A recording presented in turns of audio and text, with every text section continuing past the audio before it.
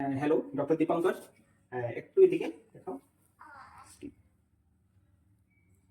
ঠিক আছে, ওকে। এটা 1 মান্থের একটা বেবি, ঠিক আছে। ও স্কিনগুলি আপনারা দেখেছেন। তো এটা বিশেষ করে শীতকালে এরকম কিছু কিছু বেবিদের এরকম হয়, স্কিনগুলি প্রচন্ড ড্রাই হয়ে যায়। ড্রাই স্কিনের থেকে এরকম ডিসকালারেশন হয় আর ঘামাচির মতো কতগুলি ছোট ছোট ছোট ছোট গোটা ওঠে, স্পেশালি মুখের মধ্যে। তখন এই সময় অনেকটা কি করে বাড়ি করে বিভিন্ন ধরনের পাউডার, বিভিন্ন ধরনের ক্রিম এগুলি ইউজ করে। এগুলি একদমই করবেন না, ঠিক আছে। আপনারা ডক্টরের সাথে পরামর্শ নেবেন। এগুলি অ্যাকচুয়ালি ড্রাই স্কিনের জন্য হয়। নর্মালি এগুলিতে ময়শ্চারাইজিং লোশন দিলে ঠিক হয়ে যায়।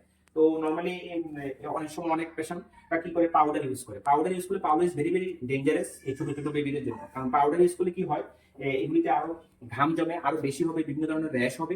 এর পাশাপাশি অনেক সময় শ্বাসের সাথে সাথে পাউডারগুলি ভেতরে ফুসফুসের মধ্যে চলে যাবে অক্সিজেনের সাথে। তো অনেক সময় লাংয়ের মধ্যে গিয়ে ইনফেকশন হতে পারে। তো এগুলি কখনোই ইউজ করবেন না, সাথে সাথে ডক্টরের সাথে যোগাযোগ করবেন।